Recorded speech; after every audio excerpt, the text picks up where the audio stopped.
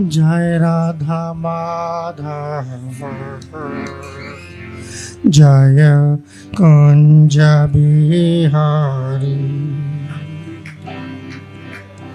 जय राधा माधव जय कुंज बिहारी जय राधा माधवा जय कुंज बिहारी राधा माधवा जय कुंज बिहारी गोपीजन वल्लभ जय गिरिवरधारी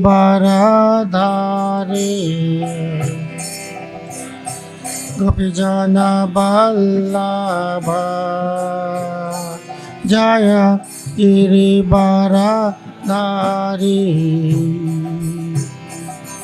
यशोदानंदन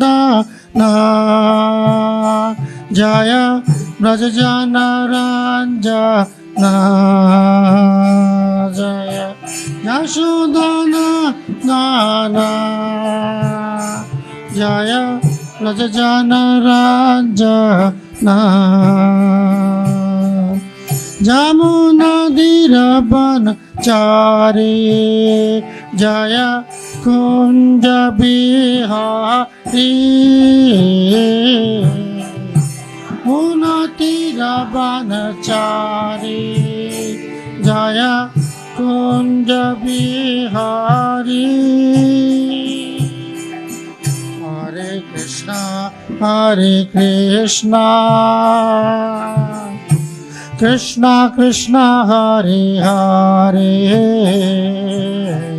हरे राम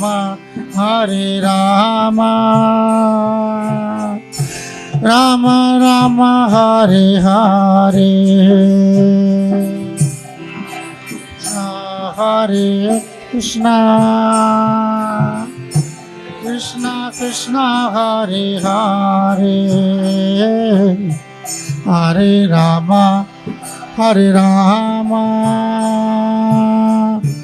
राम राम हरे हरे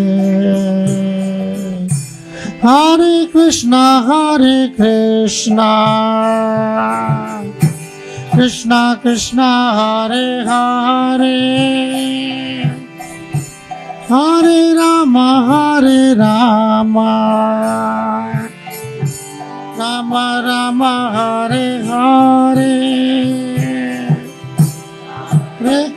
हरे कृष्णा कृष्णा कृष्णा हरे हरे हरे राम राम राम हरे हरे हरे कृष्णा कृष्णा कृष्णा हरे हरे हरे राम राम राम हरे हरे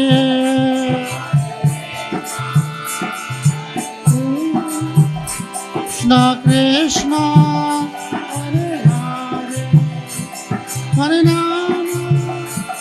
हरे राम राम राम हरे हरे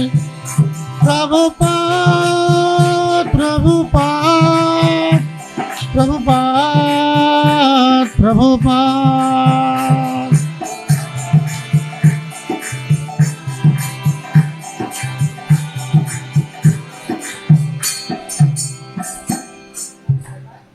जय विष्णुपाद परमहंस इसको डाल दीजिए जय विष्णुपाद परमहंस को उठा लीजिए जय विष्णुपाद परमहंस परिवृताचार्य अष्टोत्तर शतम श्री माधव चरणारविंद भक्ति वेदांत स्वामी जगतगुरु श्रील प्रभुपाद की जय समस्त गुरु परंपरा की जय नामाचार्य श्री हरदास ठाकुर की जय प्रेम से कहो श्री कृष्ण चैतन्य प्रभु नित्यानंद श्री अद्वैत गदाधर श्रीवास आदि गौर भक्त वृंद की जय श्री श्री राधा राधिका रमन भगवान की जय श्री श्री कृष्ण बलराम की जय श्री गौरनिताय की जय, श्री जगन्नाथ बलदेव सुभद्रा महारानी की जय, उपस्थित गौर भक्त वृंद की जय, आनंद कोटि वैष्णव वृंद की जय, इस्कॉन वर्तमान आचार्य वृंद की जय, निताय गौरनाथ प्रेमानंदे हरि हरि बोल। All glories to the assembled devotees, Hare Krishna. All glories to the assembled devotees, Hare Krishna. All glories to the assembled devotees, Hare Krishna. All glories, all glories, all glories, Shri Guru and Shri Guru. हरे कृष्णा। श्रीमद् प्रातःकालीन भागवतम कक्षा में सभी का स्वागत है। और जैसे कि जो रेगुलर आते हैं उनको मालूम है कि 10वें स्कंद का 63वां अध्याय जो है वो चल रहा है। अध्याय का शीर्षक है बानासुर और भगवान कृष्ण का युद्ध। तो बड़ा ही एक्शन पैक्ड जो है चैप्टर ये है, अध्याय है। सो काफ़ी एक्शन हो चुका है, बस अब एक्शन जो है ख़त्म होने वाला है, उस तरफ है। सो इसका 26वां श्लोक जो है वो बोर्ड पे होगा। सो इससे पहले कि हम श्लोक का उच्चारण करें, आइए सबसे पहले मंगलाचरण कर लेते हैं। ओम नमो भगवते वासुदेवाय। ओम नमो भगवते वासुदेवाय।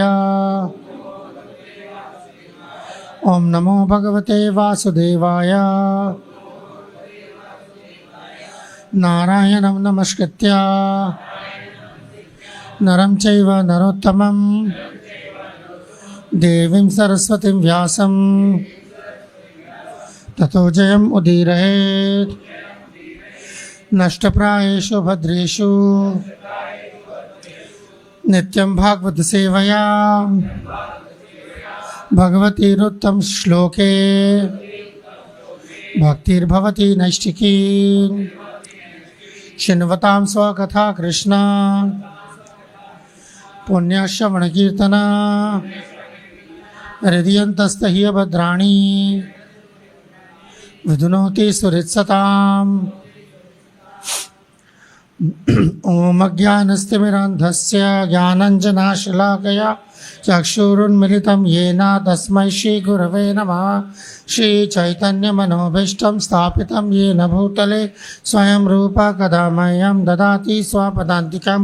वन्देऽहं श्रीगुरो श्रीयुतापदकमलं श्रीगुरून् वैष्णवांश्च श्रीरूपं साग्रजातं सहगण रघुनाथान्वितं तं सजीवं साद्वैतं सावधूतं परिजनसहितं कृष्णचैतन्यदेवं श्रीराधा कृष्णपादान् सहगण ललिता श्रीविशाखान्वितांश्च।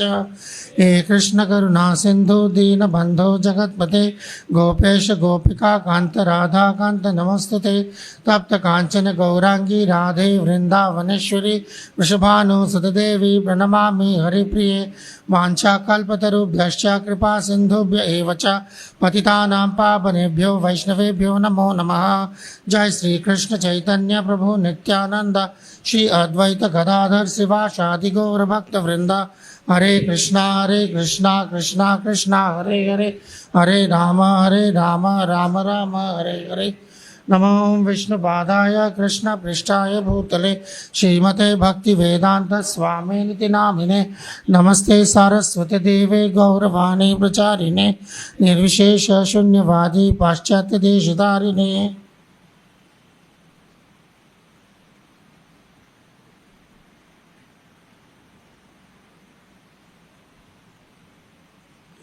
हरे कृष्णा। तो 26वां श्लोक है, हमारे पीछे पीछे दोहराइए।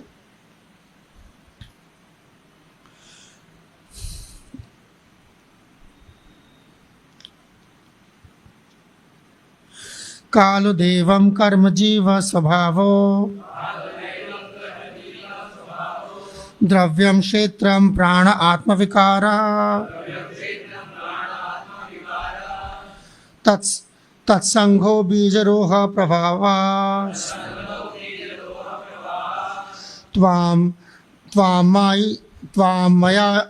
त्वां मया ईशा तन्निषेधं प्रपद्ये। कालो देवं कर्म जीव स्वभावो द्रव्यम क्षेत्र प्राण आत्म विकारः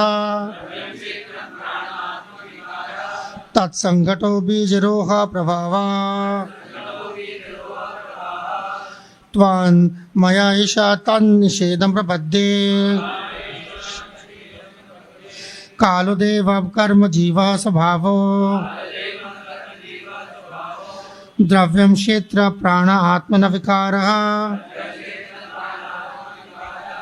तम संगतो बीजरोह प्रभावा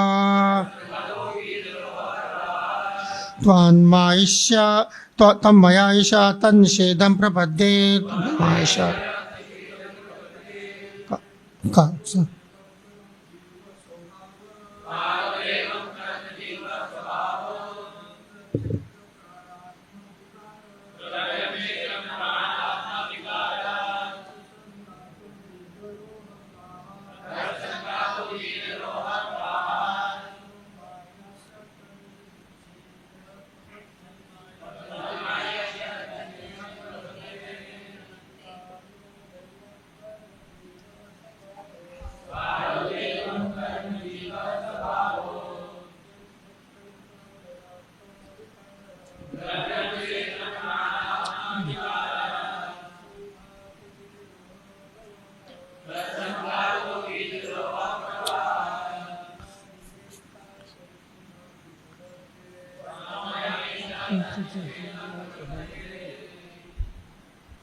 माता जी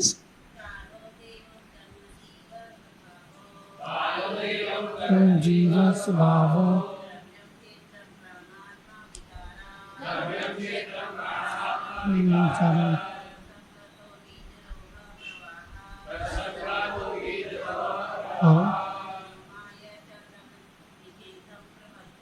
स्वतन्मय स्वतन्निश्चितं प्रपद्ये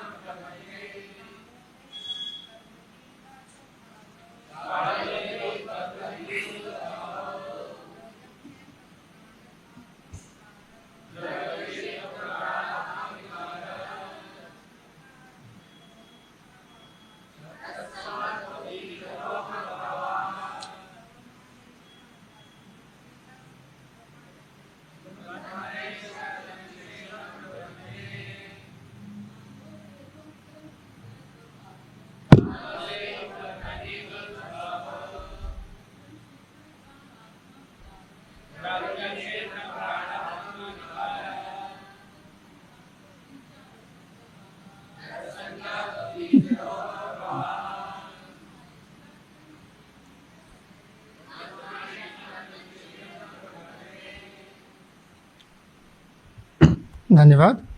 अनुवाद शब्दार्थ हमारे पीछे दोहराइए। शब्दार्थ अनुवाद एवं तात्पर्य श्रील प्रभुपाद के शिष्यों की जय। कालः समय, देवम भाग्य, कर्म भौतिक कर्म के फल, जीव व्यष्टि जीव, स्वभाव उनकी इच्छाएं, द्रव्यम पदार्थ का सूक्ष्म रूप, क्षेत्रम शरीर, प्राण प्राणवायु, आत्मा मिथ्याहंकार, विकार 11 इंद्रियों के रूपांतरण, तत् इन सबों का संघट संगमेल सूक्ष्म शरीर के रूप में, बीज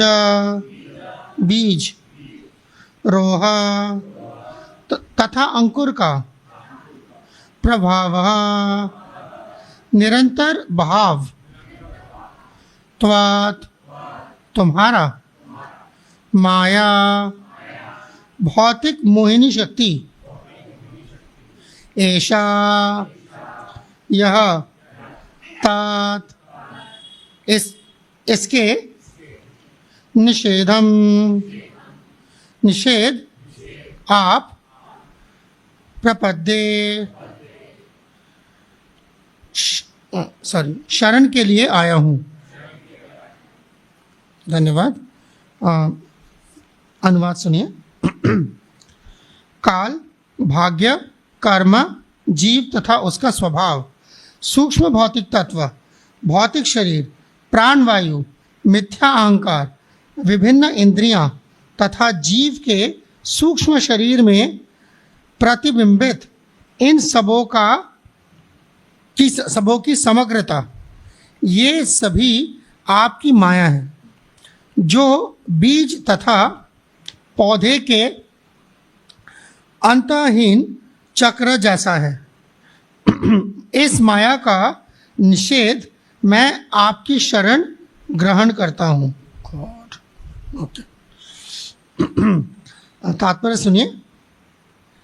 बीजरोह प्रभा बीजरोह प्रभा शब्द की व्याख्या इस तरह की जाती है। ये तात्पर्य थोड़ा कॉम्प्लिकेटेड है, ठीक है, श्लोक भी कॉम्प्लिकेटेड है, ठीक है। बद्ध जीव भौतिक शरीर ग्रहण करता है, जिससे वह भौतिक जगत का भोग करने का प्रयास करता है। यह शरीर भावी जगत का बीज है, क्योंकि जब कोई व्यक्ति इस शरीर से कर्म करता है तो उससे अन्य कर्म उत्पन्न होते हैं, जो बढ़कर रोह दूसरा भौतिक शरीर धारण करने के लिए बाध्य कर देते हैं। दूसरे शब्दों में भौतिक जीवन कर्म तथा फल की श्रृंखला है। भगवान की शरण में जाने का निर्णय बद्ध जीव को इस व्यर्थ के बारंबार बुद्धि तथा वृद्धि, माफ कीजिए, हाँ, वृद्धि तथा फल से छुटकारा दिला देता है। मैंने कहा तो कॉम्प्लिकेटेड है, अभी ऐसे ही चलेगा।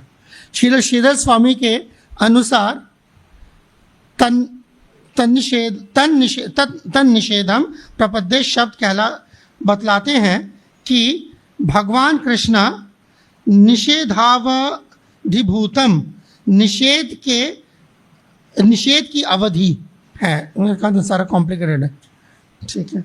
दूसरे शब्दों में जब सारे मोह का निषेध हो जाता है तो परम सत्य बचा रहता है। आप अंग्रेजी, जिसको अंग्रेजी है तो अंग्रेजी में पढ़ेंगे, आपको ज़्यादा आसान लगेगा, ये है कॉम्प्लिकेटेड, ठीक। शिक्षा की विधि, ये समझ आएगा। शिक्षा की विधि ज्ञानार्जन द्वारा अज्ञान के उन्मूलन की विधि कही जा सकती है।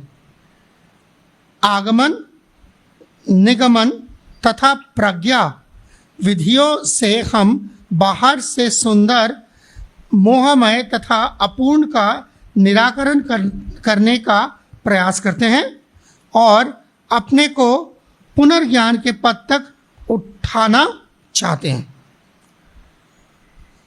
अंततोगत्वा जब मोह का निषेध हो जाता है तब जो ठोस रूप में बच जाता है वह परम सत्य भगवान है। पिछला पैराग्राफ सेम, अगला पैराग्राफ सेम है। पिछले श्लोक में शिवज्वर ने भगवान को सर्वात्मानम केवलम ज्ञति मात्रम कहा है। अब शिवज्वर भगवान के विषय में अपना दार्शनिक वर्णन यह कहकर समाप्त करता है कि संसार के विविध पक्ष भी परमेश्वर की शक्तियां हैं। यही है पूरा श्लोक।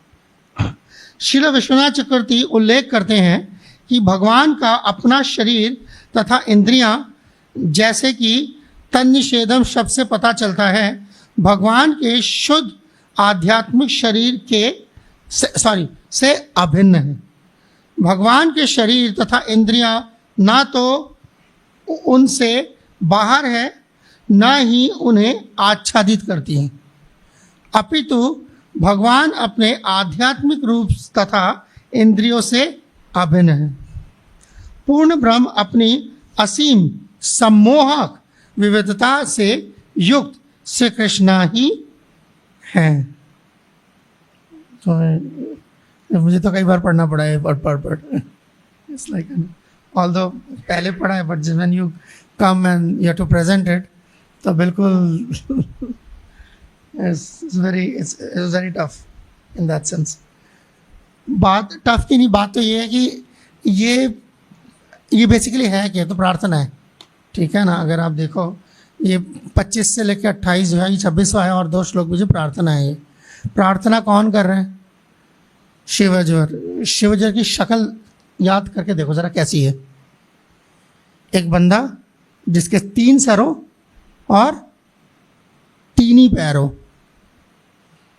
हमारे नज़दीक ऐसा बंदा कैसा होता है? तो भूत पिशाच जैसे ही होगा ना, तो शिव जी से निकलता हुआ ऐसा ही होगा, है ना। तो भूत पिशाच से आप उम्मीद करते हो philosophy. So that is the idea कि इवन भूत पिशाच जैसा दिखने वाला बंदा भी जो है इतना कॉम्प्लिकेटेड फिलॉसफी से, मतलब पिछला फिलॉसफी जो था, पिछला श्लोक जहाँ से शुरू किया प्रार्थना, अगर आप वो देखें, जो यहाँ पर उसका हवाला भी दिया है ना। सो सर्वात्मनम केवलम ज्ञाति मात्रम। सो दैट इज व्हाट कि भगवान जो है वो कंसंट्रेटेड पूरा, मतलब वो है कॉन्शियसनेस जो है, जो चेतना है वो ठोस है, ठोस कॉन्शियसनेस है, ठीक है ना। ठोस कॉन्शियसनेस का क्या मतलब? कॉन्शियसनेस तो कॉन्शियसनेस होती है, चेतना तो चेतना। ठोस कैसी होती है? ठोस ऐसी होती है जैसे इंसान के जिस्म में होती है। पैरालिसिस, लकवा मार जाए तो कॉन्शियसनेस चली जाती है उस हिस्से से। इसका मतलब क्या? ठोस नहीं है वो। ठोस कहाँ? तो भगवान का है, तो कॉन्शियसनेस है बिल्कुल कड़क और पूरा ऐसे उस तरीके से। सो पहले वहाँ से बात शुरू हो रही है कि भगवान का जो आध्यात्मिक चरित्र है वो डिस्क्राइब करके, फिर भगवान का भौतिक चरित्र डिस्क्राइब करके क्या कह रहे? ये आप नहीं हो। नेगेशन, जो कि जनरली तय मैं करती है, कॉम्प्लिकेटेड इसीलिए क्योंकि नेगेशन पे चल रहा है। नेगेशन, भागवत गीता जब हम पढ़ते हैं, भागवत गीता में नेगेशन के श्लोक बहुत कम आते हैं। ना हम प्रकाश सर्वस्व नो माया समावृता, ये 2 4 5 श्लोक आपको ना नेति पे मिलेंगे, बाकी सारा हाँ ही मिलेगा। क्योंकि इसलिए जो डिवोटीज को जो आदत होती है वो हाँ सुनने की आदत होती है भगवान से। अहम सर्वस्व प्रभु, अहम आयदि देवानाम, ये ना इस तरह से देव देव जगतपते। अर्जुन भी बोल रहे तो हाँ मैं बोल रहे, तो ना बहुत कम। तो ये नेतिवाचक, इसको हम कहते हैं टेक्निकली। सो नेतिवाचक श्लोक है वो, जो कि जनरली उपनिषद की ज़बान होती है। और जो इस तरह के जब बंदे प्रार्थना करते हैं जो कि अदरवाइज भगवान के डायरेक्ट डिवोटीज नहीं है, दे विल यूज दिस। उनकी ज़बान नहीं होती। कैसे आप कैसे फ़र्क करते हैं एक डिवोटी की ज़बान में और एक बंदा जो डिवोटी नहीं है मगर भगवान की प्रार्थना या भगवान का गुणगान कर रहे हैं? सो ये है नेतिवाचक जो है, those who are not devotees generally they use नेतिवाचक इनडायरेक्ट प्रेयर बाय नेगेशन। यानी कि सब कुछ जब हट जाएगा जो आपको मालूम है, तो जो बचेगा वो क्या है? वो ब्रह्म है, वो भगवान है, ये इस तरह। सो इसीलिए ये कॉम्प्लिकेटेड है, इसलिए बड़ा कॉम्प्लिकेटेड श्लोक है। क्योंकि अदरवाइज तो बड़ा चैप्टर था, बड़ा एक्शन पैक्ड है। जैसे हम बात कर रहे थे, चातुर्मास से निकल गया, बच्चा घर नहीं आया, कहाँ है भैया, पता करवाया, फिर नारद भी आते हैं, बताते हैं जी वो तो किडनैप हो गया जी लड़का आपका, ठीक है ना। चलो भाई फिर हमला करते हैं। अभी हमारा भी यहाँ मार कुटाई 2-3 पहले ही ख़त्म हुआ है, ठीक है ना। तो हमला करते हैं, तो हम हमला करने गए, ठीक है ना। तो आइडिया क्या था अगेन, ठीक है ना, हमला करने का मकसद क्या था? मकसद बानासुर को मार डालना नहीं था, उसका जो है दिमाग ठिकाने लगाना था। उसका झूठा घमंड बहुत बढ़ गया था, उसे सीधा करने के लिए गए थे भगवान, है ना, मारने के लिए। हम जानते कि जो प्रहलाद महाराज को जो वचन दिया गया था कि भाई ऐसा नहीं होगा तुम्हारे खानदान में। तो वो, और दूसरा क्या था जो जिस वजह से भगवान श्री कृष्ण आए जिस वजह से महाभारत की मतलब लड़ाई हुई थी, ठीक है। भूमि भारेण, है ना, हरणम, जैसे भागवत में शुरू में आता है, भगवान के बहुत सारे कारणों में से एक कारण है कि जब धरती पे बहुत बोझ बढ़ जाता है। किसका बोझ बढ़ जाता है? वो भी है यहाँ पर स्पेसिफिकली जो है, जब अननेसेसरी ताकत बढ़ जाती है, ठीक है ना, तो तभी दिमाग खराब होता है। तो भगवान का वो तरीका ही होता है, जहाँ पर ताकत बढ़ जाती है देखते ज़रूरत से ज़्यादा, बिकॉज वही कहते हैं ना, किसी का अंग्रेजी में कहावत है ना, if you want to see once character give him power, 1 minute में समझ आ जाएगा, ठीक है। तो सेम यहाँ पर भी सेम है,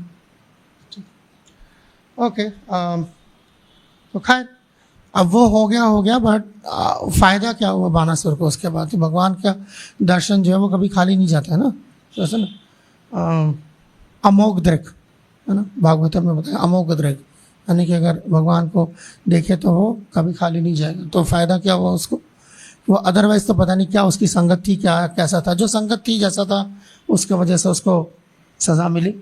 जय श्री श्री राधा राधा भगवान की जय, श्री कृष्ण बलराम की जय, गौनिताय की जय, जगन्नाथ बलदेव सुब्रह्मण्य की जय, प्रपात की जय। मगर दूसरी तरफ से क्या, उसको एक्चुअली अगर आप देखें तो उसको मुक्ति मिल गई, ठीक है ना, कि आप जाओ, आप शिव जी की जो है परमानेंट सेवा करो। तो परमानेंट का मतलब क्या हुआ? परमानेंट का मतलब मुक्ति मिल गई, ठीक है ना, सोच को मुक्ति मिल गई। और जो जैसा है, ये था वाम प्रपद्य वाला सिस्टम है। सो अब यहाँ पर जो जैसे ये जो स्पेसिफिक श्लोक है, अब इसके अंदर कोशिश करते हैं, ठीक है, इट्स नॉट एन, मैंने बार बार कह रहा हूँ, it's not an easy verse, ठीक है, हाँ कोशिश कर रहा हूँ, ठीक है, जो मुझे समझ आया। तो कई सारे चीज़ें इस्तेमाल हो रही है। अगर आप देखें यहाँ पर ट्रांसलेशन ही 4, पहले यहाँ से शुरू करते हैं, ठीक है ना, काल, भाग्य, कर्मा और जीव, ठीक है। जीव है तो जीव के अंदर की चीज़ है, फिर 4 कैटेगरी है जीव के, फिर सब कैटेगरीज है। जीव है तो उसका स्वभाव है, जीव है तो उसके ना सूक्ष्म भौतिक तत्व जिसके वजह से उसके इंद्रिया वगैरह, शरीर, सारा कुछ है। तो ये 4 चीज़ें हैं, काल, भाग्य, कर्म और जीव। चारों के चारों जो है बहुत टेढ़े मतलब वो हैं, सब्जेक्ट्स हैं। अब ये चारों के चारों क्या कह रहे हैं? ये सारे माया का हिस्सा है। अब कैसे? ठीक है ना, क्या काल माया का हिस्सा है? क्या ख्याल है आप लोगों का? काल माया का हिस्सा है? टाइम माया का हिस्सा है? नहीं है, पता नहीं, yes, no, don't know, maybe, so many options. माया का हिस्सा है काल? Who will say? काल वस्मी। भागवत गीता में भगवान कह रहे हैं काल कौन है? काल मैं हूं, कर लो फैसला। काल भगवान का हिस्सा है, काल माया का हिस्सा है? भगवान का हिस्सा है, ठीक है, मगर यहाँ माया का हिस्सा है। अगर जब काल जो है, हाँ, काल को जो चीज़ जो है माया के साथ ऑपरेट कर रही है, कोऑपरेट कर रही है, लेके चल रही है, तो उस परिप्रेक्ष्य में, उस कॉन्टेक्स्ट में यहाँ पे बोला भी, सो दैट इज, तो वहाँ पर वो माया के साथ काम कर रही है, देयरफॉर माया का हिस्सा, अदरवाइज नहीं है, अदरवाइज नहीं है। यहाँ क्योंकि काम कर रहा है माया के साथ, इसलिए उसका हिस्सा है। तभी मैंने कहा था ना कि ये इतनी कॉम्प्लिकेटेड फिलॉसफी जो है, एक 3 सरों वाला और 3 पैरों वाला आदमी बोल रहा है, भाई कमाल हो गया। you know, kind of, तभी एक सरों वाले की खोपड़ी में जाना थोड़ा टाइम लगेगा। 3 खोपड़ी वाला, 3 टांगों वाला। so anyway, so that's it's like that. तो ये काल हो, दैव, ठीक है ना। अब दैव क्या है? दैव जनरली भगवान का हिस्सा बताया जाता है, मगर यहाँ पर नहीं है, ठीक है ना। कर्म, चलो that we understand, it's material, ठीक है ना। जीव, ये तो सबसे कॉम्प्लिकेटेड हो गया। जीव माया का हिस्सा है, भगवान का हिस्सा है। ममाई वंश जीव लोके जीव भूता सनातना। मगर अगेन, क्योंकि जीव जो है ये माया के चुंगल में है, लिहाजा उसका हिस्सा माना गया है। यहाँ पर ऑपरेट कैसे कर रहा है, नॉट दैट कि उसका क्या कहते हैं उसको, प्रिंसिपली वो किसका हिस्सा है, वो नहीं है। सैद्धांतिक रूप में, तात्विक रूप से इसका हिस्सा नहीं है, ऑपरेट करने के रूप में उसका हिस्सा है। ठीक है वो, ठीक है ना। सो इसीलिए कॉम्प्लिकेटेड है कि जो आपको जनरली पता है, ऐसे कोई क्विज पूछेगा जनरली, जो पुराने डिवोटी से पूछेंगे काल किसका ऐसा, भगवान कैसा है, जीव माया का दी, जीव किसका है, तरह शक्ति है, ये सारा कुछ जो है यहाँ पर ऑपरेट कर रहे हैं, इसलिए सब कुछ चेंज है, इसलिए कॉम्प्लिकेटेड है इस सिर्फ टॉपिक तक के लिए ये। ठीक है ना।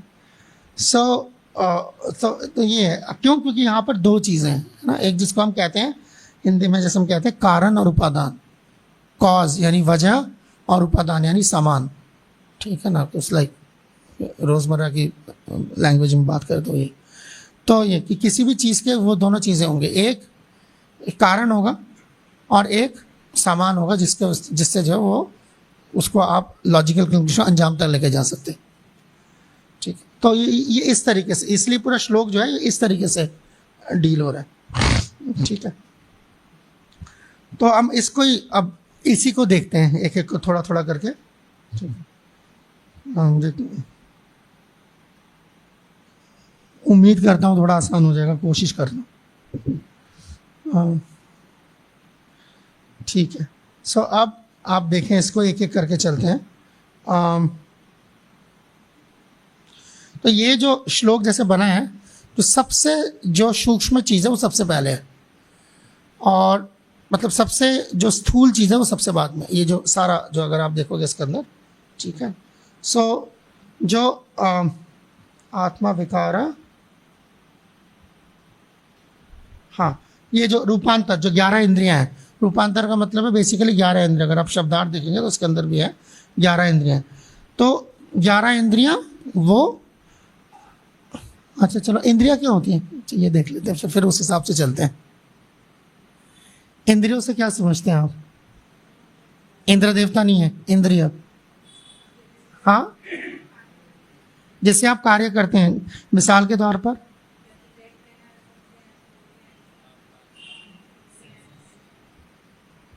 कैसे करते हैं उसको, देखते कैसे हैं? ओके, तो आंखें क्या बनेंगी? इंद्रिय नहीं है एक्चुअली। ठीक है ना। ये इसीलिए बात हो रही है कि यहाँ पर सूक्ष्म, ये लीस्ट सटल, मोस्ट सटल से लेके लीस्ट सटल है सटल ही अभी भी, ग्रास कुछ भी नहीं है इसमें से, यानी कि कोई भी स्थूल नहीं है। सूक्ष्म सबसे ज़्यादा सूक्ष्म से सबसे कम सूक्ष्म है। कोई भी इंद्रिया जो है स्थूल नहीं होती, इंद्रिया हमेशा सूक्ष्म होती है। इंद्रिया का मतलब क्या होता है अंग्रेजी में अगर हम बात करें, जो कि क्योंकि जो लफ्ज़ मैं इस्तेमाल करूँगा आप हिंदी में अंग्रेजी से ज़्यादा इस्तेमाल करते हैं, उसे कहते हैं सेंस। सेंस बनती नहीं बनती, सेंस बन रही है। इसकी भी यही सही सेंस। सेंस जो होता है वो ग्रॉस नहीं होता, सेटल होता है, सूक्ष्म होता है। तो जो आपने कहा ना कि देखना सुनना, ये देखने का सेंस है। देखना एक सेंस है, छिन जाए तो बंदा अंधा हो जाता है। आंखें तो होती है ना उसकी, ऐसे थोड़ा ना कि हर आदमी जो अंधा होता है उसकी आंखें निकाल के टेबल पर रख दी तभी वो अंधा होगा। समझ आ रही है बात? तो इंद्रिया वो नहीं है, सेंस चली गई है, ऑर्गन अपनी जगह है। ठीक है ना। तो सेंस की बात हो रही है इसलिए। मोस्ट सटल सेंस काल, लीस्ट सटल सेंस इंद्रिया। इंद्रिया का इससे कोई लेना देना नहीं है एक्चुअली। इतना ही लेना देना है कि इसके ये जरिए जो है आप वो उसको एग्जीक्यूट करते हैं, बस, और कुछ नहीं है। ठीक है ना। सो जब भूख लगती है वो एक सेंस है, ऐसा थोड़ी है पेट जो चिल्लाना शुरू कर देता है। ठीक है ना। सो ऐसी प्यास लगती है तो गला सूख रहा है, but what is the meaning? So it's a sense. तो वो बनती कैसे है? अब वो ये सारा कुछ वो ये काम कैसे करती है? अभी बनता, ये इसमें बनने वाला सिस्टम नहीं है प्रार्थना में। क्योंकि प्रार्थना है वो ये बताना चाह रहे हैं इनमें से एक भी चीज़ नहीं है भगवान। सो इसलिए तो शुरू होती है, शुरुआत होती है जो पहला श्लोक में पहला शब्द है काल, वहाँ से कहानी शुरू होती। ठीक है ना। तो काल जो है, अब यानी कि जब कोई क्रिएशन जब होनी है, ठीक है ना, इस दुनिया में, इस दुनिया की क्रिएशन होनी है, तो सबसे पहले जो काल एक्टिव होता है। ठीक है। उसको जो है हम शास्त्रों में जैसे हम देखते हैं साक्षत यानी कि भगवान ने दृष्टिपात किया, वो एक लाइक एक समझाने का एक तरीका है कि ऐसे करके, वो भगवान की दृष्टि के बगैर तो कोई काम नहीं होता ऐसे, ठीक है ना। तो काम बेसिकली क्या हो रहा है कि वो काल, सबसे पहले जो है काल हरकत में आती है, टाइम फैक्टर, काल टाइम फैक्टर यानी नेगेटिव इन्फिनिटी से लेकर पॉजिटिव इन्फिनिटी के बीच में किसी एक पॉइंट पे जो है काल हरकत में, जहाँ पे टाइम का टाइमलाइन शुरू होता है। इस दुनिया में जो भी शुरू होता है टाइमलाइन पे चलता है, ठीक है ना। हमारी ज़िंदगी में हर चीज़ टाइमलाइन पे चलती है। क्या क्या टाइमलाइन पे चलती है इस दुनिया में? हम जो भी काल, अगर काल के वजह से हम किसी भी चीज़ को नाप पाते हैं, और वो चीज़ जो नापी जा सकती है माया कहलाती है। मतीयते आनयत इति माया, हर वो चीज़ जो नापी जा सकती है वो माया है। इसीलिए भगवान का टेल डेफिनेशन है कि आप भगवान को किसी भी तरीके से नहीं नाप सकते। कोई भी ऐसा औजार, कोई भी ऐसा स्केल, ठीक है ना, कोई भी ऐसा तराजू नहीं है जिससे आप भगवान को नाप सकते हो। वजह क्या है? क्योंकि वो तराजू जिन चीज़ों से बनती है वो माया के वजह से वजूद में है। कैसे? थोड़ा सा देख लेते हैं, कोशिश करता हूँ। जैसे मान लीजिए इस दुनिया में जब हमने कोई बात करनी है, मान लीजिए, ठीक, कोई भी टॉपिक उठा लो, कोई भी टॉपिक, ठीक है, माइक से आवाज फैलती है, ठीक है, किसके मुकाबले? हाँ, किसके? अपने नहीं, मतलब अगर क्या इससे आवाज फैलती है? किताब के मुकाबले माइक से आवाज फैलती है, चेयर के मुकाबले आइस के वॉइस से आवाज फैलती है। अच्छा, और देख लेते हैं। पंकज लोचन प्रभु, ठीक है, लंबे हैं, किसके मुकाबले? प्रभु के मुकाबले। आप जबान इस्तेमाल नहीं कर, लंबे छोड़ दीजिए, पंकज लोचन प्रभु है, किसके मुकाबले? 30 साल पहले, 40 साल पहले नहीं थे, या 100 साल बाद नहीं होंगे। आप सेंटेंस पूरा नहीं कर सकते जब तक काल नहीं आता। समझ आ रही? काल का मतलब ये नहीं कि जब अंदर का सांस बाहर ना, बाहर का सांस अंदर नहीं आया, कहानी खत्म हो गई। काल का मतलब ये है, आप दुनिया में एक कदम आप सोच भी नहीं सकते ऐसे, है ना। मैं बैठा हूं, किसके मुकाबले? जो खड़े।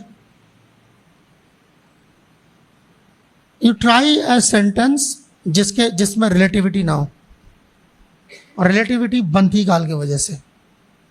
तो इसीलिए मुसीबत ये होती है कि हमारा जो लैंग्वेज का जो दायरा है, किसी भी दुनिया में कोई भी जबान है, उस दायरे के अंदर भगवान को समेटा नहीं जा पाता। क्योंकि आपका है, था, होगा, यही होगा। लंबा है, छोटा है, मोटा है, काला है, ये होगा। ताकत है, अच्छा है, बुरा है, ये होगा, है ना। मैं कोई भी ना, मैं बोलूँगा कि ये क्या कहते हैं, हमारे रूप सनातन रूप बहुत अच्छे हैं, किसके मुकाबले? मेरे मुकाबले। अब बात ही नहीं कर सकते। प्रसाद अच्छा बना है, किसके मुकाबले? जो मैं बनाता हूँ। बात करके देखो, आप कोई भी टॉपिक उठा लो। पानी ठंडा है, किसके मुकाबले? You can not speak. मेरे गले में कंठी 3 राउंड की, किसके मुकाबले? उसके जिसकी नहीं है। So that is an example of time and maya कैसे काम करती है। कहते हैं ना माया है, माया के माया, आप हर आपके मतलब 2 सांस और 2 सांसों के बीच का जो फर्क है उसके अंदर माया है। ऐसे है, क्योंकि वजूद ही उससे आ रहा है इस दुनिया का। तो ये वहाँ की बात करें जहाँ से वजूद में आया। तो जब हम कहते हैं ना कई बार कि क्या कहते हैं, बड़ा फॉल्सी को है, वो भाई तुम्हारे वजूद का हिस्सा है, निकाल दोगे तो मारे जाओगे जब तक लिबरेट नहीं होते। ठीक है ना, ठीक है ना। तो ये हमारे वजूद का हिस्सा है, और बहुत बाद में आ रहा है फॉल्सी को। तो ये टाइम है। फिर टाइम के बाद जो तो असली चीज़ जो हरकत में आ रही है टाइम के वजह से, ठीक है ना। ये टाइम और माया का कॉम्बिनेशन होता है तो कर्म पैदा होता है, ठीक है ना। और पैदा नहीं होता, वो जस्ट हरकत में आता है। इसीलिए कर्मा, जो कर्म है वो अनादि कहा जाता है, उसकी बर्थ डेट नहीं है, ठीक है ना। हाँ, एंड हो सकता है, अगर आप भक्ति करें तो एंड हो सकता है, नहीं तो कर्म भी एंड नहीं होगा, चलता रहेगा। शुरुआत नहीं है पर अंत है, that is the good news, ठीक है ना। सो वो क्या है, वो कर्म का मतलब क्या होता है? कर्म का मतलब नहीं मैंने ये सामान उठाया, कर्म का मतलब जिसको हम आमतौर पर कहते हैं घटना, कोई भी चीज़ घटना, ठीक है ना। जैसे हम कारण कहते हैं ना, इस चीज़ की क्या वजह, इस चीज़ की वजह, इसकी वजह, इसकी वजह, ऐसी वजह अगर इकट्ठे करते जाओ, इकट्ठे करते जाओ, इकट्ठे करते जाओ, और उसका एक समंदर बन जाएगा। मान लीजिए इतना इकट्ठा कर लिया, दुकान लगा दी आपने, समंदर बन गया, गोदाम बन गया, समुंदर बन गया आपका। तो वो जो कारण का समुंदर हुआ, उस कारण के समुद्र का अगर कोई कारण है, ईश्वर परम कृष्ण सर्व कारण कारण, इस तरह से होता है। तो उसी तरीके से ये है जिसको हम घटना कहते हैं, ठीक है ना, कर्म, ठीक है, जिससे ये चीज एक्शन में आती है। अगेन वो एक्शन में क्यों आ रही है? काल के धक्का देने के, काल मतलब टाइमलाइन आने के बाद, टाइम के बाद ही आपको चीज कर्म कब करा, बात ही नहीं कर सकते ना आप, कर्म कब करा। तो ये मैं बोल रहा हूँ, मैं सांस ले रहा हूँ, मैं सोच रहा हूँ, मेरा वजूद, मेरी पैदाइश सारा काल के अंदर है। अब टाइमलाइन हटा दो, सारा फिजिक्स फेल हो जाएगा, ठीक है ना। सो मतलब जगत का मतलब क्या होता है? दुनिया का मतलब, जैसे माया का मतलब है मति, जब माया, जगत का मतलब जो चल रहा है उसे जगत कहते हैं। जगत गच्छति इति जगत, तो चल रहे का क्या मतलब है? टाइम की वजह से चल रहा है। तो जब आपने वो गति, स्पीड आई, तो जैसे फिजिक्स में क्या होता है, डिस्टेंस अपॉन टाइम होता है ना, स्पीड। बस अब टाइम के बगैर आप, जगत चलेगा ही नहीं, ठीक है ना, नहीं, ठीक है, ओके। सो अब ये जब हो गया, अब चलते हैं थर्ड स्टेज पे, जिसको दैव कह रहे हैं, ठीक है। दैव श्लोक है ना ऊपर, मुझे तो दिखाई बता देते, ओके, और ठीक है। सो अब आता है दैव। तो दैव का मतलब क्या है कि कर्म का जो मैंने इच्छा करी है, दैट इच्छा, जब जीव की इच्छा जब एक सॉलिड फॉर्म लेती है, यानी कि वो अब फल कह लीजिए उसका, दैट इज कॉल्ड दैव। कर्म फल को आप दैव कहते हैं, ठीक है ना। दैव का मतलब रोजमर्रा की जिंदगी में क्या कहते हैं? भाग्य, नसीब, ठीक है ना। तो बड़ा परेशान रहते हैं ना लोग, अक्सर परेशान रहते हैं, नसीब मेरा ठीक नहीं है, फिर इधर उधर भागते हैं कि इसको कैसे ठीक करे, सीधा करे, क्या करे। तो बेसिकली क्या है, पीछे का मेरा बनाया हुआ कर्म है वो है, और कुछ भी नहीं है इसके अलावा। यहाँ पर बिल्कुल क्लियर कर दिया कि इसने करा है, उसने करा है, ऐसा नहीं। अच्छा, ये हो गया। तो इसके वजह से, जैसे कि वही जैसे बताया कि जैसे जैसे उसका कर्म है, उसी तरीके का जीव का स्वरूप निकल के आएगा इस दुनिया में।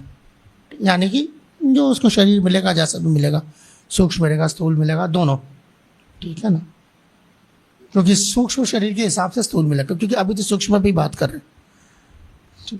तो अब आ जाते हैं जो आखिरी चीज है इसके अंदर, कालो दैव कर्म जीव स्वभाव, ठीक है। तो अब स्वभाव का मतलब क्या है कि वो कर्मा और दैवा जब किसी जीव के अंदर, जब मतलब वो उसको लेके चल रहा, जीव का मतलब क्या है, एक जन्म, एक जीव का मतलब क्या है, एक कॉम्बिनेशन इन दोनों चीजों का उसका, वो नहीं तो लिबरेटेड है ना। इस दुनिया का मतलब, जीव का मतलब ये दो चीजें, उसका कर्म और उसका दैव। जो उसने करा है वैसे उसका भाग्य है, अब लेके चल रहा है उसको, ठीक है ना। सो जैसे भी उसने बॉडी सटल लाइक डॉस है, सारा कुछ लेके चल, ठीक। सो अब वही वाली बात है, जीव भले ही माया से अलग है, मगर क्योंकि माया के चुंगल में, तो यहाँ पर उसी के साथ उसका जो है उसको लेके चल रहे। अब आ जाते हैं और मजेदार कॉन्सेप्ट पे। अब जीव है तो जीव का एक देह भी है। अब ये क्या कहानी है, देह का क्या मतलब, ठीक है ना। देह का मतलब जो है वही बात है जो 11 इंद्रियां हैं। देह का मतलब 11 इंद्रियां हैं, ठीक है ना। क्योंकि आपका ये देह जो है ये रहे चाहे ना रहे, जब तक इस दुनिया में है आपके वो 11 इंद्रियां रहेंगी, ठीक है ना।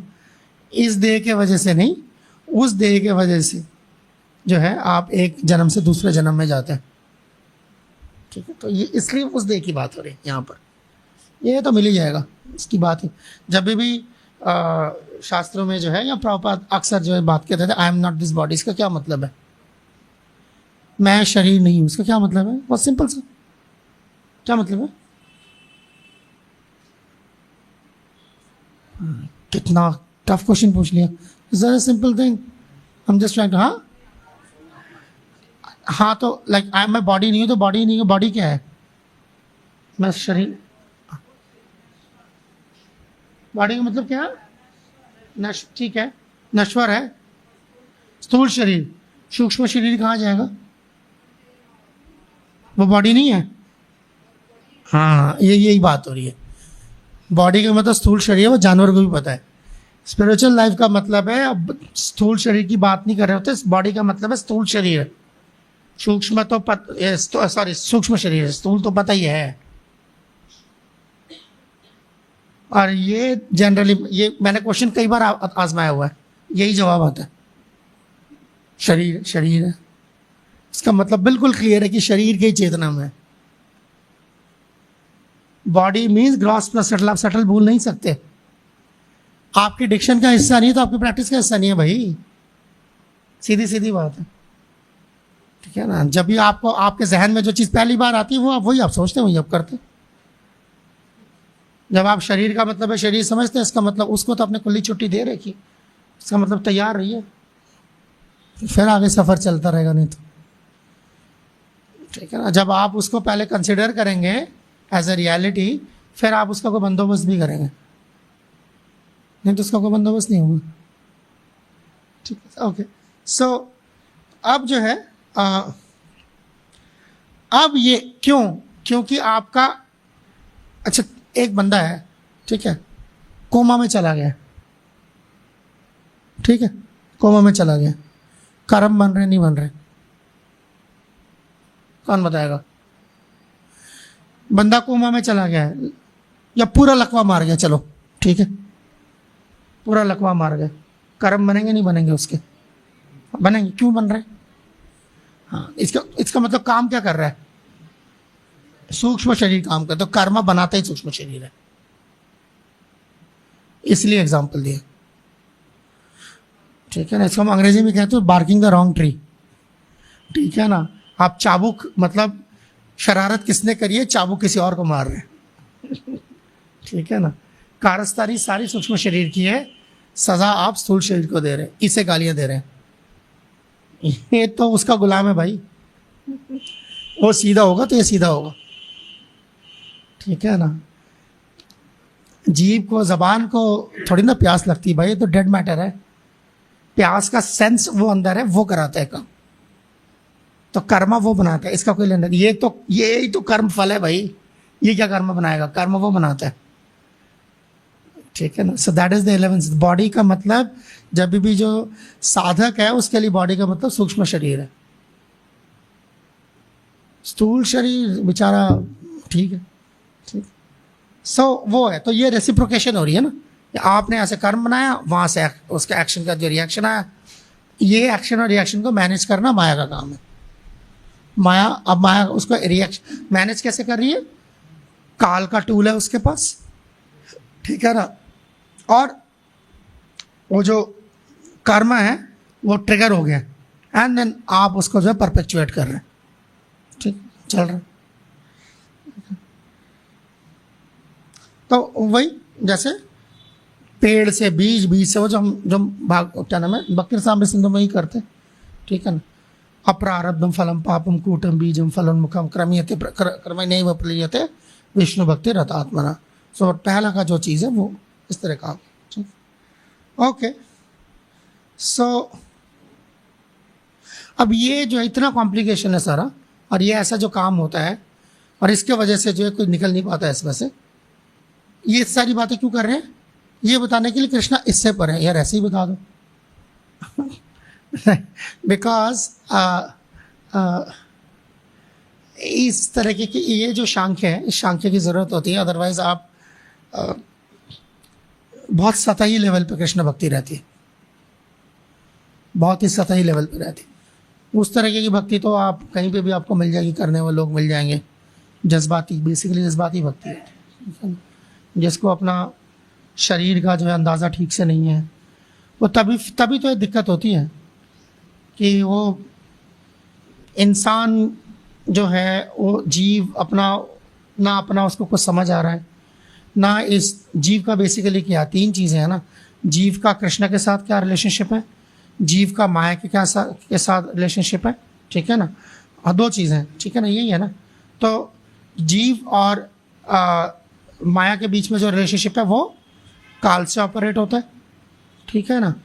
माया का कृष्ण के साथ रिलेशनशिप, जीव का माया के साथ रिलेशनशिप कर्म से क्या कहते हैं ऑपरेट होता है। माया का कृष्ण के साथ काल से होता है, क्लियर कट है, ठीक है। तो अब जीव का कृष्ण के साथ रिलेशनशिप किससे ऑपरेट होगा, ये रह गया क्वेश्चन। दैट इज द अच्छा, that is the sixth and the final objective, which is the purpose of Bhagavad Gita, that is bhakti. 5 चीजें जो हैं उसमें भी भक्ति शामिल नहीं है। ये 5 चीजें दुनिया चलाने के लिए, दुनिया से निकलने के लिए छठी चीज। The 5 subjects of Bhagavad Gita explains how this works, and the purpose of Bhagavad Gita tells you how to get out of this, ठीक है ना। सो ये सारा मैकेनिज्म है इसके अंदर।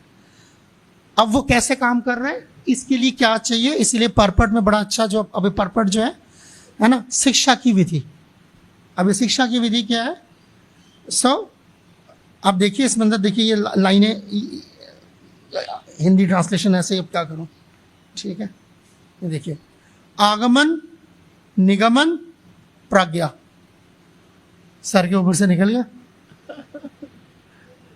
आगमन, निगमन, प्रज्ञा। निगमन का क्या मतलब है, वो जो भागवत, हाँ नहीं है ये सब। वही तो, ये नगर निगम नहीं है, ये वाला निगम नहीं है ये। ठीक है ना, यही तो कह रहा हूँ, ये इधर हिंदी ऐसी इस्तेमाल करिए ना। ये वैसे ही सब्जेक्ट कॉम्प्लिकेटेड काम नहीं है। उसी टाइम पे किसी को अरसार अगर ट्रांसलेटर को अगर पढ़ जाए कि मुझे ये दिखानी, मुझे हिंदी कितनी आती है, ठीक है ना। निगमम, आगमन, अंग्रेजी में बता देता हूँ, इंडक्टिव, डिडक्टिव और इंट्यूटिव। ये इंट्यूशन समझता है, हर कोई समझता है इंट्यूशन, राइट, ठीक, चलिए चलिए, ठीक है। ये प्रज्ञा, ओके, जनरली बच्चों का नाम होता है हमारे यहाँ, ठीक है ना। ये है क्या, आगमन, निगमन और प्रज्ञा, यानी कि इंडक्टिव, डिडक्टिव एंड इंट्यूटिव, ये मतलब यानी 3 चीजें हैं। जब आप देखो जरा इसमें हिंदी आगे क्या है, एक सेकंड, कहाँ गया वो, हाँ, बाहर से सुंदर मोहमय है ना, ये चीज, यस। आगमन का मतलब इंडक्टिव का मतलब है लॉजिकल प्रोग्रेशन। आपके पास कोई एक चीज है, उसके हिसाब से अपने दूसरे के हिसाब से तीसरा बिल्डअप करते चीज को। अगर ऐसा है तो ऐसा है, ऐसा है तो ये इसका क्या कहते हैं, निष्कर्ष निकला ऐसे, ठीक है ना। Logical presentation, logical, so it's like ascending.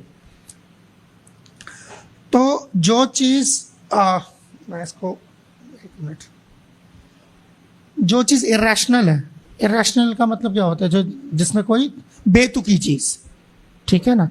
बेतुकी चीज को आप लॉजिक से सीधा करते हो ना, वो चीज बेतुकी है तो आप उसकी काट क्या होती है, लॉजिक होती है, ठीक है।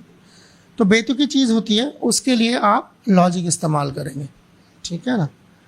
वहां जहां आपको लगता है छल या धोखा हो सकता है, तो कोई आपको ठग रहा है, कोई आपको छल रहा है, धोखा दे रहा है, तो उसका जवाब क्या होता है?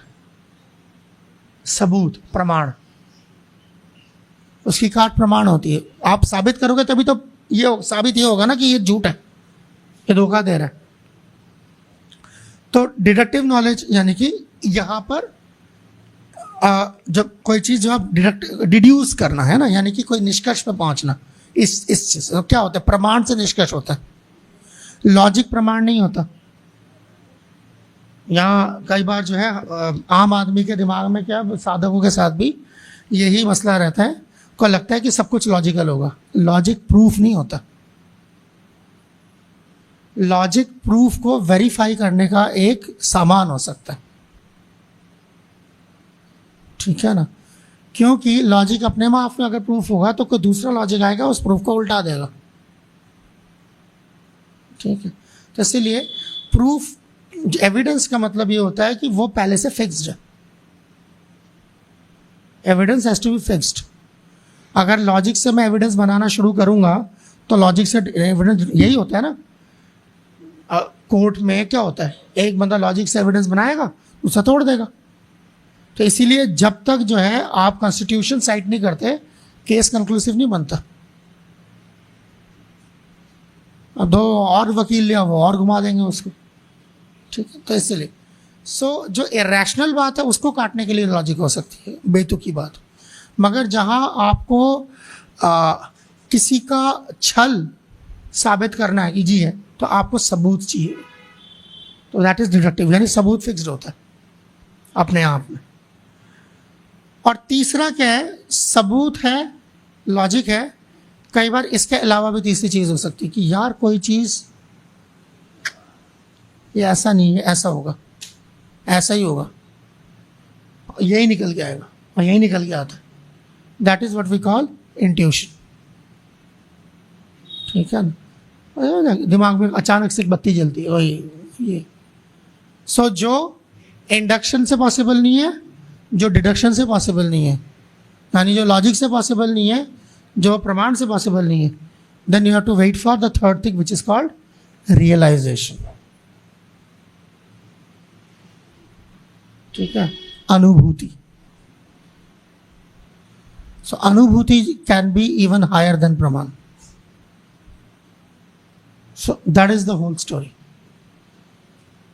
सो ये इस तीन चीजों को इस्तेमाल करके आप ये समझ सकते हैं कि, यानी कि ऑब्जेक्टिव इसका ये है कि ये भगवान है और ये माया है। अब श्लोक ऐसे ही मैं क्या करूं? ठीक, that's it,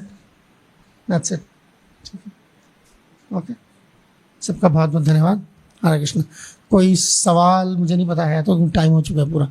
yes Prabhu.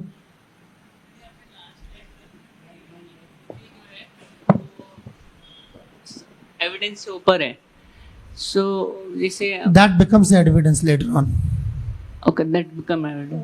But जो शास्त्र में जैसे हम एक साधक की लाइफ का जो गाइडिंग प्रिंसिपल है गुरु साधु शास्त्र, एंड तो फिर अच्छा क्वेश्चन है। तो उस सेंस में अगर अनुभूति, then when you reach भाव भक्ति, so then you transcend that, यही उसका एविडेंस है। then you transcend that, that's why ये क्यों कहते हैं कि it is very difficult then उसको जज कर पाना, उसको मार्क कर पाना, उसको मेजर कर पाना, इसलिए मुश्किल हो जाता है। ये सब जो है इंडिकेशंस हैं। गुरु साधु शास्त्र जो है ये आपको इंडिकेट करते हैं इस तरफ। गुरु साधु शास्त्र मिलके ये रस्सी नहीं है, जैसे 3 गुण है जिसमें जीव बंध गया, तो गुरु साधु शास्त्र वो रस्सी है नहीं, सबने भगवान को बांध लिया। Getting my point? So you can use it to reach Krishna, not to trap Krishna. yes, वो तो क्या, बट इसमें same. So that realization coming from Krishna is not different from Krishna. इसलिए तो वो भी तो ऑलरेडी कहीं शास्त्र में मेंशन ही होगा। दैट होगा नहीं होगा तो होगा, अब होगा नहीं होगा तो why do you have these commentaries? तो इसलिए गुरु परंपरा जो है वो देखने में डिसेंडिंग और वर्टिकल लगती है, पर होती हॉरिजॉन्टल है एंड सटल, मोर सटल होती है। ठीक है ना। भगवान ओम छोड़ते हैं, गायत्री बनती है। गायत्री किसकी माँ है? वेदों की माँ है। वेद निकलते हैं। वेद से आगे क्या निकलता है? वेदांत निकलता है। वेदांत का निचोड़ क्या निकलता है? भागवतम निकलता है। भागवतम का निचोड़ क्या निकलता है? नाम निकलता है। नाम संकीर्तन से यस्य सर्वप्रादम विनाशनम। नाम से क्या निकलता है? रूप निकलता है। गुण लीला लीला निकलती है। It never stops. ऐसे सिमिलर आप किसी भी चीज को उठाओ, इट विल लाइक सटल और सटल और सटल और सटल। इसी तो नहीं नापा नहीं जाता। शास्त्र जो है, साधु जो है, गुरु जो है, वो भगवान को समझने का एक वो है, नापने का मेजर नहीं है। ऐसा नहीं। फिर ऐसे कोई एग्जाम्पल या जो जहाँ के अनुभूति या रियलाइजेशंस वो डिफरेंट है स्क्रिप्चुरल एविडेंस से? हाँ, क्यों नहीं। विश्वनाथ चक्रवर्ती के सारे एविडेंस छोड़ो, वो तो बहुत बात की बात है। 18,000 श्लोक 4 श्लोक के बराबर है क्या? नहीं, बस कहाँ से आ रहा है वो? If they are not realized knowledge, what is it? History? What is the subject? If Bhagavatam is not realization, what is this? किस कैटेगरी में डालोगे नॉलेज के? एक्सप्लेनेशन है। एक्सप्लेनेशन लॉजिक होता है, रियलाइजेशन है। एक्सप्लेनेशन नहीं है, रियलाइजेशन है। नहीं, जैसे हम देखते हैं इसके अंदर जितने भी बट रियलाइजेशंस हैं, बट प्रभुपाद ने अपने पर्पट्स में भी है। बट जो रियलाइजेशन है तभी पर्पट है। यही तो कोई बात हो रही है। एक्सप्लेनेशन है तो एकेडमिक एक्सरसाइज है, रियलाइजेशन है। बट हम उस रियलाइजेशंस को देखते हैं शास्त्रों में कुछ मिल भी जा, मतलब मैक्सिमम टाइम। अरे तो बन कैसे रहे शास्त्र? वो कैसे बन रहा है वो शास्त्र? मेरे लिए विश्वनाथ चक्रवर्ती ठाकुर की कमेंट्री शास्त्र है, किसी मायावादी के लिए नहीं है। अब because it is realisation and realisation has to be accepted, तभी है। अब कोई एक्सेप्ट नहीं करता तो नहीं है। That's how it works. जो एक्सेप्ट करेगा उसमें वर्क भी करेगा, जो एक्सेप्ट नहीं करेगा वर्क भी नहीं करेगा। सिंपल। तो इट्स मीन्स कि ये है कि जो अम्ब्रेला है शास्त्र का, तो रियलाइजेशन एवर एक्सपेंडिंग है। अम्ब्रेला ऑफ शास्त्र इज एवर एक्सपेंडिंग। जिस दिन बंद हो जाएगा ना, मटेरियल हो जाएगा। परंपरा मरती कैसे? भगवान क्यों कह रहे भागवत गीता में सकाले न नष्ट योग नष्ट महता नोग नष्ट। परंपरा का मतलब, परंपरा का क्या मतलब है? जैसी रिलेशन मर गई, परंपरा मर गई, नॉलेज खत्म हो गई, मटेरियल बन गई सारी। न्यूफाइट्स का होता है ना, जैसे आपने तो वो टाइम नहीं देखा इस्कॉन का, हमने वो टाइम देखा, वो आए थे कि अगर कोई बंदा इस्कॉन के अंदर नई किताब लिखता था ना, सारे चिपट जाते थे उसके पीछे। किताब कैसे लिख दी? वो प्रभुपाद के सर पे चढ़ गया, ज़्यादा समझ आ गया। अरे बेवकूफ़, वो आएगा नहीं तो न्यू लाइट नहीं आएगी। हाँ, वो किताब का मतलब कचरा नहीं कह रहा, उसमें वो बात नहीं कर रहा कि वो जो किताब लिखी गई उसका पता नहीं क्या है। तो realisation that will always be expanding, क्योंकि रियलाइजेशन नहीं है अगर, तो what is suppose to produce? Guru sadhu shastra what is suppose to produce? क्या प्रोड्यूस करेगा वो? मतलब गुरु साधु शास्त्र कौन सा ऐसा कॉम्बिनेशन है कि अचानक जो क्या इसमें से अचानक जो है कृष्णा तिबंग ललिता 3 डायमेंशनल फॉर्म में निकल के आएंगे? Krishna is not realise there, Krishna is realised here. Getting my point? So there are, for different state of people, there are different ways of understanding that thing. बिल्कुल जो बेचारा नया नया आया उसको आप बोलो बस शास्त्र योनित्वाद। एक लास्ट चीज मेरे को बस ये कि जैसे Krishna is the dearmost objects of our basically devotion. जी, सो है ना। तो अब ये just like a theoretical statement है हाँ, and theoretical statement. In the Yes, beginning yes. And ये ऑलरेडी स्क्रिप्चर्स के अंदर मेंशंस है कि या कृष्ण आपके सुहृद है. हैं बट जब साधक इसको रियलाइज करता है हाँ. दैट जो आप बात करें अनुभूति रियलाइजेशन हाँ, yes. तो ये जो अनुभूति उसने की है वो ऑलरेडी शास्त्र में मेंशन है या मेंशन है, पर आप कहाँ से आ रहा है मेंशन है, उसको किसने मेंशन पहले रियलाइज किया है? वो रियलाइजेशन मेंशन किसी का रियलाइजेशन होगा। आप शास्त्र में से कोई स्टेटमेंट निकालो जो किसी साधु की के साथ रिलेटेड नहीं है, आप हटा ही नहीं सकते। फिर तो ये आपके शास्त्र के आने वाले जो मंत्र हैं, हम कोई भी मंत्र जब हम करते हैं किसी साधु से ही उसका कनेक्शन होता है ना। जब हम कहते हैं कि मान लो गायत्री है मेरे पास, तो क्या तो विश्वामित्री को मिली है, कैसे मिली है उसके पास? 12th कैंटो में आप जाते हो, आपको ये क्या कहते हैं वाइट यजुर्वेदा, क्या शुक्ल यजुर्वेदा आया, कहाँ से आया? भगवान ने उसको दी याज्ञवल्क्य को। तो एवरी शास्त्र हैज ए ऋषि ना, तो then that means a particular rishi has realized that. Realisation ascending process नहीं है, डिसेंडिंग प्रोसेस है। ये जो मेरे दिमाग, वो जो जिसको आप इंट्यूशन कह रहे हैं, इंट्यूशन इज द रियलाइजेशन। तो जो आप इंट्यूशन आ रहा है, किसने डाला आपके अंदर? अगर आपको मेंटल कंकॉक्शन नहीं है तो किसने डाला? अगर किसी ने डाला है तो क्या वो असेंडिंग है कि डिसेंडिंग है? That's how it works. If it doesn't work, then मैंने कहा ना, फिर तो आप वो लग जाएगा फिर कि विष्णु क्या कहते हैं, proper this deviated from Brahma. Brahma की तो वो रिलेशन नहीं है जो प्रॉपर की रिलेशन है, ये भक्ति विनोद ठाकुर की रिलेशन नहीं है, या रूप गोस्वामी की रिलेशन। क्या करोगे फिर आप? It is because of that one thing these other things are coming. It is not seen separate, but a derivative of the same thing. Derivation. दूध है तो रबड़ी है, और जाहिर बात है रबड़ी की कदर ज्यादा होगी। और उस हिसाब से अगर कोई बंदा कंपेयर करेगा, जिसके पास रबड़ी है वो ज्यादा है, जिसके पास दूध है वो हल्का है। मगर जो ये देखेगा बुनियाद कहाँ से आ रहा है, उसको समझ आ जाएगी बात। ठीक है ना? तो सेपरेटिस्ट आइडिया ये हो सकता है कि बढ़ा दो आप आपस में। ठीक है ना? So that's the idea. Separatist idea का तो ये है, मगर आपकी यूनिटी एंड डाइवर्सिटी है, then you see a continuous process, परंपरा।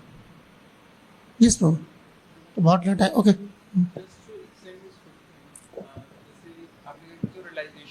जो रियलाइजेशन है that ultimately becomes a shastra.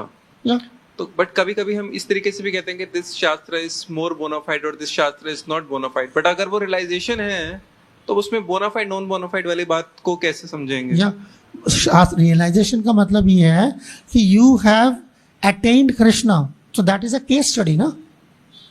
Simple thing, से फॉर एग्जांपल यू से हरे कृष्ण महामंत्र, ठीक है?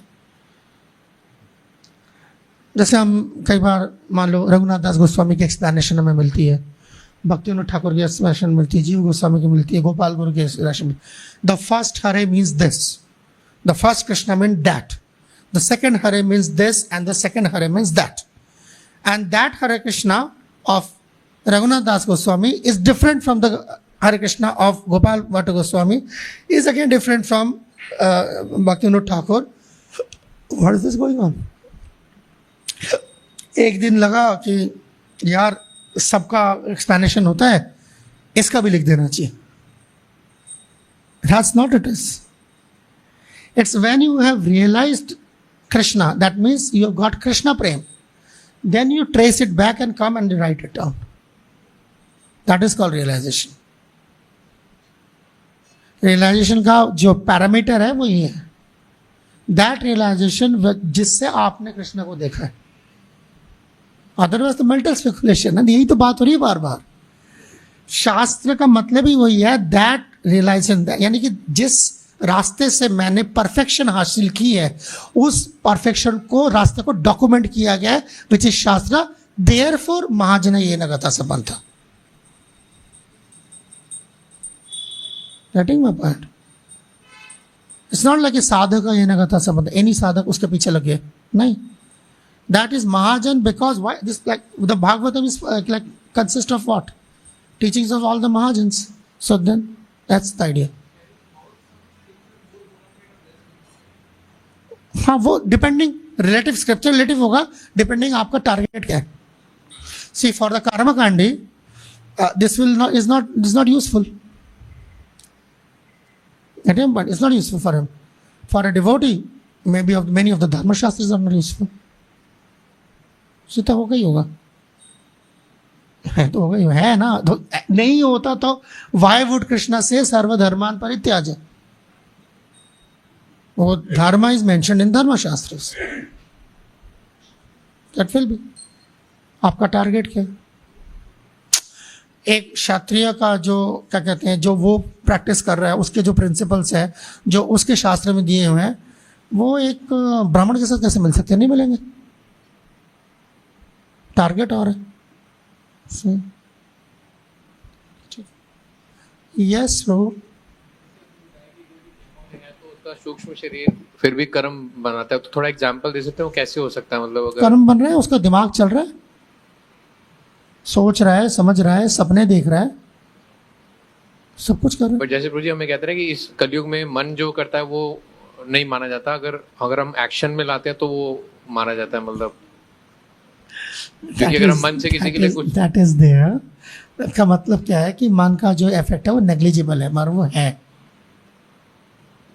एब्सोल्यूट जीरो सम गेम नहीं है. बहुत नेग्लिजिबल हो जाता है. ठीक है मन से नहीं माना जाता तो आपके सारे अपराध का जो कॉन्सेप्ट हो तो मन से है ना. पर मन प्रभु जी जब शब्द में कन्वर्ट होते हैं या फिर एक्शन में कन्वर्ट होते हैं तो माना जाता है ना वो मेरे ख्याल से मतलब या अगर हम कन्वर्ट जब आप किसी से नफरत करते हैं घृणा करते हैं द्वेष करते हैं ठीक है ना ये मैंने वर्ड इस्तेमाल किया वो कहाँ से करते हैं? मन से हो गया बट वर्ड्स में अगर कन्वर्ट नहीं किया या मन से हो गया ना जैसे एन एक्टिविटी उसका इफेक्ट बहुत कम होता है. दैट इज बिकॉज ऑफ कलयुग. ऐसा नहीं कि वो काम नहीं है वो एक काम अगर वो काम नहीं है तो वो फल कैसे दे रहा है? अगर अच्छा आप किसी से घृणा करते रहे ठीक है वो एक्शन में कन्वर्ट होगा नहीं होगा आगे जाके तो कैसे होगा फिर अगर वो काम नहीं है तो फल दे रहा है ना. तो आफ्टर कन्वर्जन वो माना जाएगा या सोच रहे तो माने तो ग्रेविटी बढ़ जाएगी उसकी. मत वो I killed somebody and thinking of killing someone is a different thing. But जब आप किसी को मार डालते हैं तो आपको कोर्ट में क्या पूछते हैं? एक्सीडेंट था कि इंटेंट था? इंटेंट काउंट हो गया ना. इंटेंट नहीं है तो सजा हल्की होगी. एक्सीडेंटली मर गया जी तो बस you cannot remove intent. Intent का रोल कम है. वही सेम चीज़ इंटेंट रखा मैंने माना नहीं तो मुझे कोई अदालत में नहीं घसीट सकता मगर जब अदालत में घसीटा जाएगा तब इंटेंट काउंट होगा. ठीक चले ओके थैंक यू. हरे कृष्णा. जगत गुरु श्रील प्रभुपाद की जय. ग्रंथराज श्रीमद् भागवतम की जय. प्रसिद्ध गौर भक्तवृंद की जय. ताई गौर प्रेमानंद.